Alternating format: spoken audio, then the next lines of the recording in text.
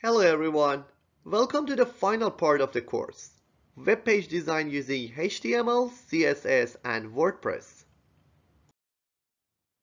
In today's lecture, I'll cover HTML part completely, and in the next lectures we will talk about CSS and WordPress. In this lecture you will learn the principles and syntax of HTML, and I'll make you familiar with different elements of HTML that can be used to add text, audio, video, table, and form on your web page. Let's start by talking about how internet works and how web pages are loaded and opened on your computers. When you open your browser and type the address of a web page, the address calls the web page from the server. Web servers are computers that make web pages available to any device connected to the internet. So your computer is connected to the internet, and the internet is a bridge between your computer and the servers. And your browser is the interpreter to translate the HTML codes into the meaningful contents. Web pages are written in HTML language that stands for Hypertext Markup Language. And as I said, they are stored on the web servers. Web servers follows a protocol called HTTP, which means Hypertext Transfer Protocol. HTTP is the underlying protocol used by the World Wide Web, and it defines how messages are formatted and transmitted, and what actions web servers and browsers should take in response to various comments. All the web pages have an address which is called URL. URL stands for Uniform Resource Locator. The URL starts with HTTP or HTTPS, then the domain name of the website followed by the page name are added. If the HTML pages of a website are stored in different folders on the server, the folder's path will be shown in the address as well.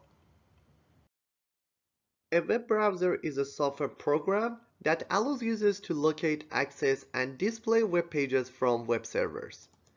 Browsers are used primarily for displaying and accessing websites on the internet, as well as any other content that is created using HTML or XML. Browsers translate web pages into human-readable content. Also, most browsers support external plugins to display active content such as online games or online software applications. When users request a web page by entering its URL or clicking on a hyperlink, browser sends a HTTP request to the server named in the URL and requests for the specific page. If the requested page is found, the server returns the requested page to the browser, and the browser translates the HTML codes and assembles the page. Browser loads and assembles the textual contents first, then loads the pictures and the other media contents. As you've learned, web pages are written in HTML, which is a markup language that describes the content and structure of the page. In a HTML page, the textual content is presented by plain text, and the layout of the document is made of HTML elements that are called HTML tags. Please consider that HTML is not a programming language, as it doesn't have programming logic, and it is just used to structure the web pages. In order to add any content on your web page, you should first add its related tag. For example, if you want to add a block of text, you should use paragraph tag. But if you want to add an image, you should use image tag. Most elements have an opening and closing tag. Also, tags shouldn't have overlap. I mean, you can't open a tag and close it after another tag. However, you can open and close a tag inside another tag.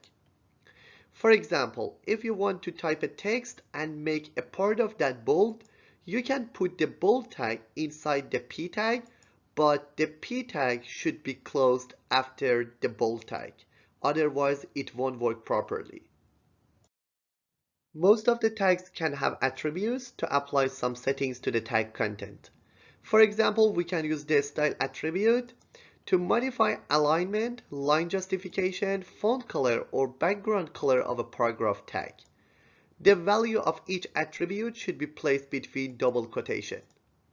For example, if you use a style attribute to change the alignment of a paragraph tag, the text align should be placed between double quotation. We will talk about the style attribute in the next lecture.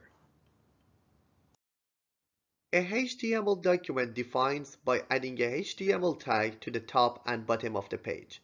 Each HTML page consists of two main tags, including the head and the body tag that are placed inside the HTML tag. All the other tags are added inside these two tags. The head element includes the information about the web page. For example, page styles and the page title that is appeared in the title bar of the browser are placed in this tag. Also, the content of the head element is not displayed within the web page. However, the body element consists of all the other elements, all the other contents that will be appeared on the web page. In this slide, you can see a sample of HTML web page structure. As you can see, we have two main tags called head and body, and both of them are entered inside the HTML tag. Inside the head tag, we have title tag, which is the title of the page, and inside the body tag, we use paragraph tag to add hello world text on our web page. When we are typing HTML code, we should use indentation to show the tags that are inside the other tags. We should indent the tag that is inside another tag. Indentation can help to see the hierarchy of the code easier and facilitate reading the code or finding the bugs. In order to create a web page and write HTML code, you can use any text editor. You can even use Notepad, Microsoft Word, or TextEdit to type HTML code. After typing your code with the use of one of these editors, you should save the file as HTML instead of a text format and open it in browser. But the issue of Notepad or Microsoft Word is that they're not really designed for writing code, and there are better software that can facilitate typing code. Here you can see a list of the most commonly used editors that can be used to write HTML code. The best software is Adobe Dreamweaver, which is not free, but you can download it from UNSW website for free. The benefit of Adobe Dreamweaver in comparison with the other editor is that it provides a visual editor, and you can use that visual editor to add HTML elements instead of typing their code. The other useful editors that can be used to type HTML code are Notepad++, that is just available for Windows users, Brackets, that is just available for Mac users, Gedit for Linux users, and Atom, that is available for both Windows and Mac users. It doesn't really matter what editor you use. Just don't forget to save your code as HTML. Otherwise, your code will be a regular text and won't work. After saving your web page, in order to view it, go to the location that you saved your page and open your HTML file in a web browser. Now it's time to make you familiar with different HTML tags and how to use them. Let's start by the elements that can be used to add a text block on the web page. There are two types of text elements: block elements and inline elements. Block level elements appear on the screen as if they have a line break before and after them. For example, the paragraph and header tags are examples of block level elements, as they all start on their own new line, and anything that follows them appears on its own new line. Inline level elements, on the other hand, can appear within sentences and don't have to appear on a new line of their own. The B tag, I tag, and U elements are examples of inline elements. The most useful block level text elements are heading, paragraph, and pre-formatted text tags. Heading tag is used to add titles or subtitles that you want to display on a web page. Paragraph tag automatically adds a single blank line before and after each P element. Even if you type your text in different paragraphs, after putting your text between p tag, all your text will be converted to one paragraph. Also, p tag removes extra spaces between the words. Pre tag shows the text exactly as what you typed and doesn't merge different paragraphs or remove extra spaces. In this slide, you can see a comparison between H tag, P tag, and pre tag. As you can see, H1 tag made the font bold and increased the text size. Paragraph tag merged all the text that is typed inside this tag as one paragraph. But pre tag showed the text same as what we typed. In contrast with a p tag that combined all the paragraphs into one paragraph, pre tag showed the paragraphs separately. Other useful block level elements are OL, UL, and DL tags that are used to create numerical, bulleted, and categorical lists. In order to create a bulleted list, UL tag should be used, and items of the list should be defined with the use of LI tag. We can also create a nested list by adding a UL tag inside the main UL. Creating a numerical list is same as a bulleted list. However, instead of UL, you should type OL, then use LI to define the items of the list. If you want to create a nested list with a combination of numerical and bulleted items, you should simply type the first list, then use UL or OL tags inside the list. OL tag can have three attributes. With the use of a start attribute, you can specify the start value of a numerical list. For example, you can start list from 10 instead of 1. Type attribute can be used to specify the marker type that will be used in the list. For example, you can use numerical values or alphabetical values or even Roman alphabets. Finally, reversed attribute will reverse the order of the list. It's like sorting the items from largest to smallest. DL tag is used to define categories of items. In order to create a categorical list, type DL to define the list, then use DT tag for defining the categories and DD tag for defining the subcategories. The last block level text elements that we want to discuss are BR and HR tags. BR tag is used to make a line break. It's same as pressing the enter key and make an empty line.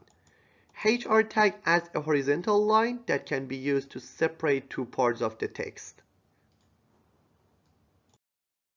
Inline text elements are normally used inside H tag, P tag, or a pre tag in order to change the appearance of the text. Let's have a quick look. Strong and B tags are used to make the text bold. I tag and EM tag are used to make the text italicized. Small tag makes the text smaller. Sub tag is used to define subscripted text. For example, if you want to type logarithm with base 5, you should put 5 between subtag. Subtag is used to define superscripted text, I mean exponent. For example, if you want to type 2 to the power of 6, 6 should be put between the subtag. INS tag adds underline, DEL tag adds a strike through line, mark tag highlights text with yellow, code tag uses a special font and makes the style of the font like programming environment fonts, and finally Q tag is used to add double quotation and define the text as a quotation. As you can see in this example, in the first P tag, B tag is used to bold a part of the text, mark tag is used to highlight a part of the text, and DEL tag is used to add a strike through to the part of the text. In the second P tag, I tag is used to italicize a part of the text, and INS tag is used to add underline to the text. If you want to add a symbol on your web page, You can add the symbol with the use of its numerical code or its entity code. For example, if you want to type copyright sign, you can type either ampersand hashtag 169 semicolon or ampersand copy semicolon. Go over this table to learn the available symbols that can be used in HTML. In addition to the symbols that were presented in the last slide, you can add mathematical symbols with the use of the codes that are presented in this table. Go over this table yourself. In this slide, you can see a summary of the most useful HTML tags. Just as a quick review, H tag is used to add heading, P tag is used to create a paragraph, UL and OL tags are used to create bulleted and numerical lists. Ampersand NBSP is used to add a space, extra space between the words. Sub and sub tags are used to define superscripted and subscripted text. I tag makes the text italicized, B tag makes the text bold, and BR insert a new line. Now you're familiar with different text elements. So let's talk about the other HTML elements, including table and media elements. Table element is used to add a table on your web page. In order to create a table, a combination of tags should be used. Table tag defines the table area, TR tag defines the rows of the table, and TD defines the cells inside each row. Caption and TH are optional. Caption is used to add a title for the table, and TH is used to define the first row as table header. The only difference between TH and TD is that TH makes the font of the first row bold. Creating a HTML table starts with opening and closing the table tag. Then between the table tag, you define table rows and cells of each row. To do this, you should first define the row with the use of row tag, which is TR tag, and then build the row by creating each cell with the use of cell tag, which is TD tag. Please consider that your table data should be placed inside the TD tag, not TR tags. After adding all of the cells for a row, the TD tags, you would then close the row tag. Then for each new row, you would repeat the process of defining the row, building cells in the row, and closing the row. As you can see in this example, a table is created with 3 rows and 3 columns. Since the first row is defined with the use of TH tag that defines header, the first row font is bold. When you are creating a table, sometimes you need to merge 2 or more cells to make a larger cell. TD and TH tags have 2 attributes called colspan and rowspan that are used to merge columns and rows.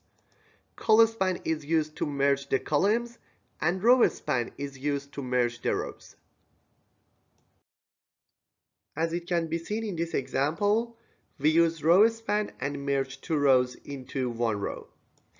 One important point about using rowspan is that when rowspan is used, the merged rows must have 1 TD less than the other rows. As it can be seen in this example, the third TR has 1 TD less than the other rows. In this example, we used colspan and merged 2 columns into 1 column. When using colspan, the number of TD tags of the TR tag with colspan should be less than the other TR tags. As it can be seen in this example, the other TR tags have 1 TD more than the last TR tag with colspan. Graphics and multimedia content. As you know, adding pictures, audio, and video can make your website more interesting for the users. Also, for some specific websites, audio and video are an inseparable part of the website. Since adding images and videos increase loading time of the website, We should try to use appropriate file types with a minimum file size so that the loading time decreases. There are 3 file types for the images that designers normally use on the websites. These file types are GIF, JPEG, and PNG.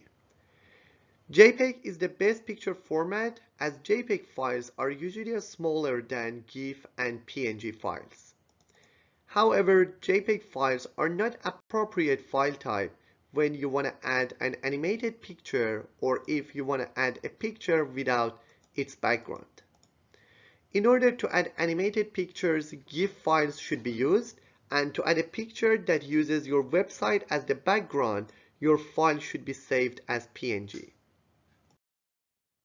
In order to add an image on the page, use the img tag and the src attribute that specifies paths to where the image is saved. The other useful img tag attributes are width and height that are used to specify the image size, and alt attribute that helps to add a description text for the image. This text is used by the screen readers, which is helpful for vision impaired people. Here you can see an example of using img tag. The file name that is specified in the src attribute is img_girl.jpg. A description is typed for the image in the alt tag, and the width of the image is defined as 500 pixels and the height as 600 pixels. If the image size is not specified, the image will be shown with its original size. In addition to the images, you can add audio and video to your web pages. In order to add audio, you need to use audio tag. You should start by typing audio, then use src attribute to specify the audio path. Alternatively, you can use source tag inside the audio tag to specify the audio path instead of src attribute. There are some optional attributes such as controls, autoplay, and loop that can be used for the audio tag. The controls attribute adds a panel to play, pause, and control the volume of the audio. Autoplay attribute plays audio automatically after loading the web page, and loop attribute repeats the audio every time it is finished. You can also add a text between the audio tag to be displayed to the users if the browser doesn't support the audio element tag. Here you can see an example of using audio tag.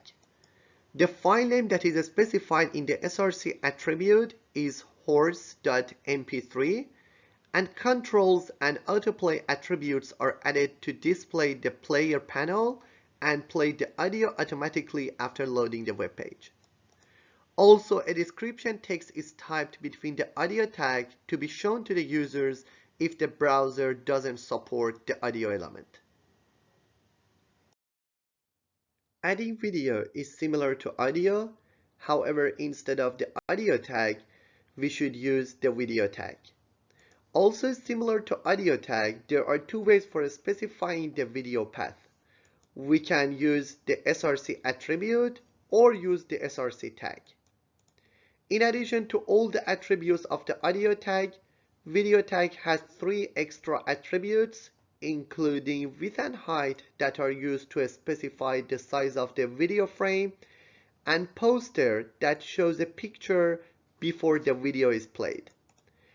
Same as audio, the text between the video tags will only be displayed in browsers that don't support the video element.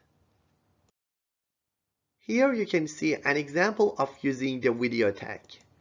The file name that is specified in the src attribute is movie.ogg. Controls attribute is added, and the video frame size is set to 320 pixels in width and 240 pixels in height. Also, a description text is typed between the video tag to be shown to the users if the browser can't load the video element. So far in this lecture, you learned the tags that can be used to add content to the web page. Now we want to talk about how you can create a web form so that users can submit data and get response from the server. The web forms can be used to create registration forms, contact forms, survey forms, and so on. Each web form has two parts, a front end, which is the HTML code, and a backend processor. The front end occurs in the browser, and the backend processing occurs on the server. There are two models including server-side and client-side for processing form data. In the server-side model, when users complete and submit a form, the browser sends the submitted form data to the web server. Then the form processor script will run on the server and process the form data. Finally, a response page is sent back to the browser from the server. This model is more used when users should fill a form and data should be stored in the database on the server. For example, registration or survey forms fall into this category. In the client-side model, when users complete and submit a form, the form data doesn't send to the web server. The backend code runs on the user computer and all the processing will run using the browser. This model is used when the form should provide instant feedback to the users and the data doesn't need to be stored in the database. For example, an online calculator is an example of client-side form. In order to create a form, you should first define the form area with the use of form tag and specify the values of action and method attributes. The action attribute specifies the address to send the form data after the form is submitted, and the method attribute defines how the form info should be sent to the server. If you use get, it will return a value from the server based on the form content. But if you use post, the form data will be used to update the database content on the server. Just to let you know, in order to make the form functional, you need to learn a programming language like JavaScript, which is out of the scope of this course. The elements of the form, such as text box, checkbox, and button, are defined inside the form tag. In order to add most of the form elements, you should use input tag and use the type attribute to define the desired element. Buttons are the main elements of each form as they can perform an action using the form content. There are four types of buttons. Command button, that is used to do an action for client-side processing. For example, the buttons of a calculator can be defined as command button. Submit button is used to submit form data to the server. Reset button is used to erase the form content. And upload file button is used to upload and attach a file. In order to define a radio button, the type attribute should be equal to radio, and for checkbox, it should be equal to checkbox. As you can see, all the form elements have name and value attributes. The name attribute specifies a name for the element that can be used to reference the element in the JavaScript code. And the value attribute specifies the value that will be submitted by filling the form element. Other useful form elements are text box, range, and number elements. There are three types of text boxes, including regular, password, and telephone format. Regular text box is used to enter text, password is used to enter secret content, and tel is similar to regular text box, but it can define a format in order to enter phone number or postal code. Range element is used to create a trackbar to enable users to select a number from the defined range. Number element is similar to text box, however, it only accepts numbers. It can also facilitate entering numerical values with the use of up and down buttons. Date element is used to facilitate entering date. By clicking on this element, users will see a date picker and they can easily select a desired date. Time element does the same, however, the drop-down menu is designed for selecting time. Datetime element is a combination of date and time elements and show a drop-down menu with both date and time values. If you want to get date and time from the users at the same time, this element is more appropriate than using date and time elements separately. Color element is used to show color picker. For example, you can use this element to enable users to select their favorite color and change the background color of their dashboard based on the selected color. In order to create a drop-down menu, you should use a combination of select and option tags. The drop-down menu should be defined with the use of select tag, and the items of the menu should be defined with the use of option tag.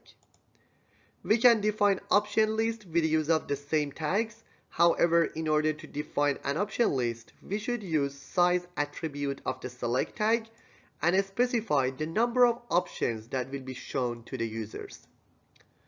If you want to add a large text box in your form to collect long text such as address, you should use text area tag. This tag has two attributes called columns and rows that specify its size. The last elements of the form that we want to discuss are label and field set. These two elements are static elements and users can't enter any text inside them. Label is just a text that is used to show the usage of other elements. For example, we can add label for the text boxes to show users what they should enter inside the text box. Field set is a container that is used to organize the other elements. There is a tag called legend that can be used inside the field set in order to add a title for the field set. In this slide, you can see an example of a HTML form that is created with the use of different elements. As you can see in this form, we added one text box that is created with the use of text tag. We added two radio buttons, two checkboxes, one drop-down menu, and one list menu that are created with the use of select tag, and one large text box that is created with the use of text area tag. If you check the code, you can find that the label of each element is typed as a regular text without using label tag. Although this method works, it's not suggested as it can make the layout of the page disordered in some browsers. Here you can see another form example. In contrast with the previous example, we used label tag to add the label of the elements. For a label to work properly, it must include an attribute called for, which identifies the input to which it is associated. The for attribute's value should match the ID, not the name of the input element. Since form submission relies on name and label pairing relies on ID, you will often see input elements with the same value in both attributes. In this last example, I just want to show you how to use radio buttons. You know how to add the radio buttons, but you need to know how to group them as well. Since when we have some radio buttons, just one of them should be checked at any given time. In order to group the radio buttons, they must have the same value for the name attribute. Once the radio group is created, selecting any radio button in that group deselects any other selected radio button in the same group. You can have different radio groups on a page as long as each group has its own name. When we talk about website, we're talking about different pages that are linked with each other. In order to link pages, you should use hyperlink tag, which is a tag. The most important attribute of a tag is href, that is used to add the link. In order to link a text to a web page, open a tag, add the web address inside href. Then put the text that will be linked between opening and closing a tag. In addition to href attribute, a tag has two other important attributes called target and download.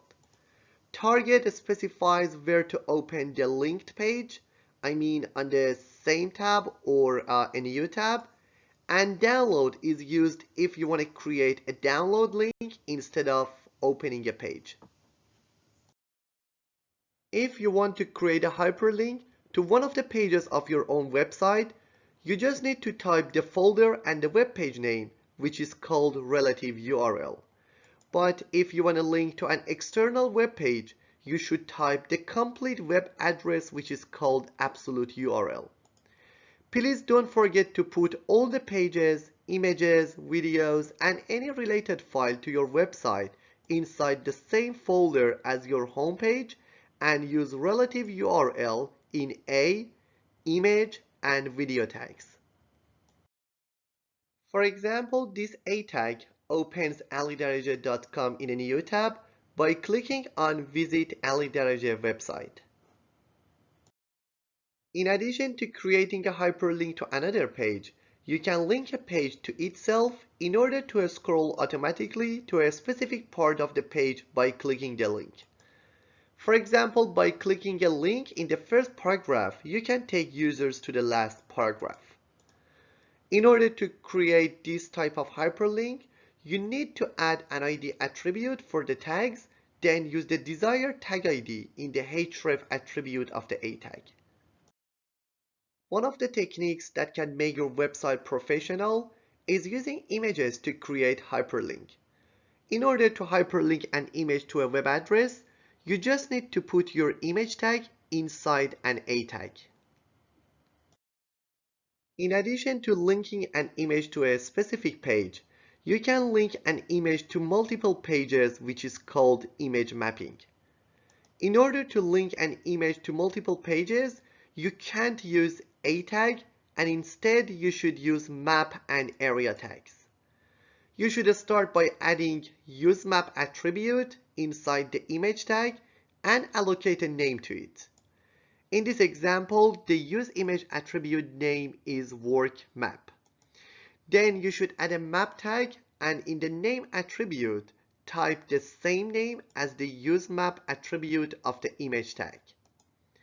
Then area tag should be used to define the parts of the picture that you want to link and the target page that will be opened by clicking the specified part of the picture. Shape attribute defines the shape of the clickable area. Chords attribute specifies the placement of the area, and href attribute specifies the target page. In this example, the picture is linked to 3 different pages, and by clicking on each part of the picture, it takes users to one of the linked pages. Clicking the computer picture takes users to the computer page. Clicking the iPhone picture takes users to the phone page, and clicking the coffee cup takes users to the coffee page. There is an interesting element in HTML called iframe that is used when you need to show the content of another web page inside a frame on one of your web pages. For example, you can add Google Map or Yahoo website in a small frame on your home page. In order to use iframe, you should add iframe tag and use the src attribute to add the website address that you want to show inside the iframe. The other useful attributes of iframe are width and height that specify the size of the frame. In this example, we use 2 iframes to add 2 different websites on our own web page. Also, iframe can be used to add a YouTube video on your website. In order to do this, you should copy the embedded code of the desired video from the YouTube website and paste it in the desired part of your HTML code. There are a group of tags called semantic tags that don't add any content or change the appearance of the existing contents of your web page. These tags are just container tags that are designed to organize the other HTML tags and separate the elements of different parts of the web page, such as header, content, footer, and navigation. By adding semantic tags to your web page, you provide additional information that helps search engines such as Google and Bing to understand your website structure and retrieve more appropriate search results. Also, these tags make your HTML easier to read for the other programmers. In this slide, you can see the hierarchical structure of semantic tags. As you can see, all the elements that are related to the web page header are placed inside the header tag. The elements that are related to the navigation of the website are placed in the nav tag. Main tag is used to hold all the elements related to the content of the web page. Article and section tags are used inside the main tag to categorize different contents of the web page. And footer tag is used to hold the elements related to the footer of the web page. Please consider that there is no fixed rule about section and article tags, and their implementation is pretty flexible. They are more or less the same and can be used interchangeably most of the time. Here you can see a simple example of using semantic tags for organizing the website elements. In this example, the website has a header section and the navigation section is inside the header section. Inside the main tag, there is one main article, and inside that article, there are two sub-articles, and each one has 3 sections. The website has also a footer section. Another tag which is similar to the semantic tags and doesn't show any content on your web page is the comment tag. This tag is only used to add notes to your HTML code so that if someone else takes over maintaining the website that you designed, he can understand your code easily. The last HTML tag that I want to teach you is the script tag. As I said in the beginning of the lecture, HTML is just used to make the layout of the web page, but when you want to make a dynamic website that works as a software and provides a service to users, you need to use other languages such as JavaScript. For example, in order to create an online calculator using a HTML form, you need to use the script tag and add JavaScript code. If you need to see the code of a web page and use a part of that code in your own website, you can simply right-click on the web page and select View Page Source.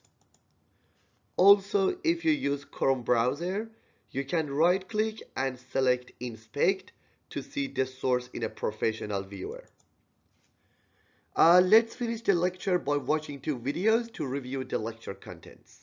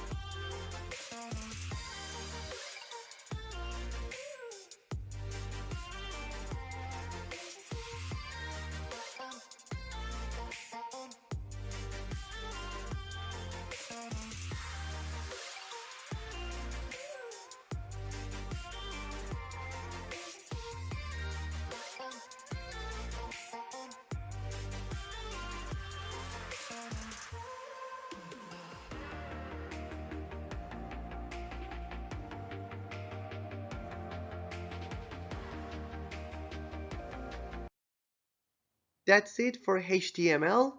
In this lecture, all the topics related to HTML are covered. And in the next lecture, you will learn CSS that is used to modify the appearance of the HTML elements.